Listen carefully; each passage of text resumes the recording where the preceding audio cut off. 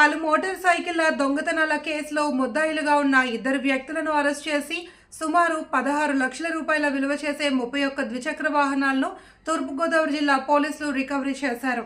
పలు పోలీస్ స్టేషన్ల పరిధిలో వారు ఈ దొంగతనాలకు పాల్పడ్డారు.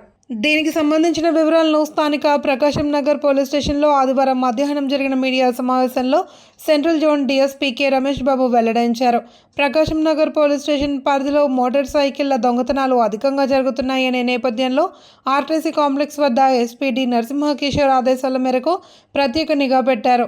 దొంగతనాలు చేస్తున్న నల్లజర్ల మండలానికి చెందిన తూర్ల సోమయ్య, ఆ బైక్లను కొనుగోలు చేస్తున్న నల్లజర్లకు చెందిన చీర్ల కిషోర్లను అదుపులోకి తీసుకుని విచారించగా సోమయ్య గత 3 నెలలుగా మంగళవారపుపేటలో నివాసం ఉంటూ రాజమండ్రి, కోరుకొండ, నల్లజర్ల, ఏలూరు, విజయవాడ చుట్టుపక్కల బైక్ దొంగతనాలు చేసినట్లు నిర్ధారణ అయిందన్నారు. ఈ వాహనాలను చీర్ల కిషోర్కు అమ్మకం చేస్తున్నట్లు చెప్పడంతో ఇద్దరిని అరెస్ట్ చేసినట్లు వివరించారు.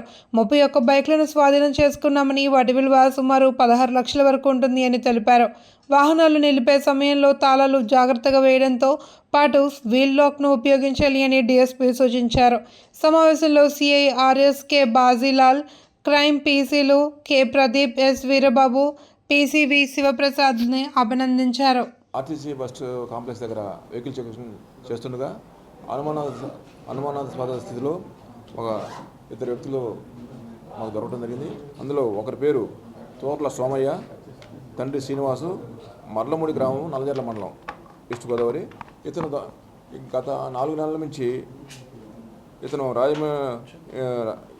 3 నెలల కలిసి మంగళవారపేటలో ఒక గది అద్దె తీసుకొని ఫ్యామిలీతో ఉంటూ మరి RTC complex, important busy centre అనేటువంటి జీజీహెచ్, తర్వాత ఇంపార్టెంట్ సెంటర్స్లో నేరాలు చేస్తూ దాదాపు 31 బళ్ళు ఇతని దగ్గర సీజ్ చేయడం జరిగింది.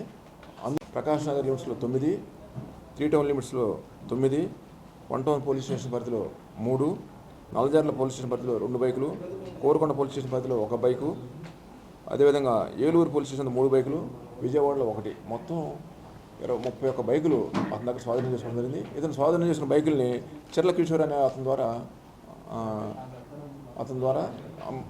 అమ్మటం జరుగుతుంది.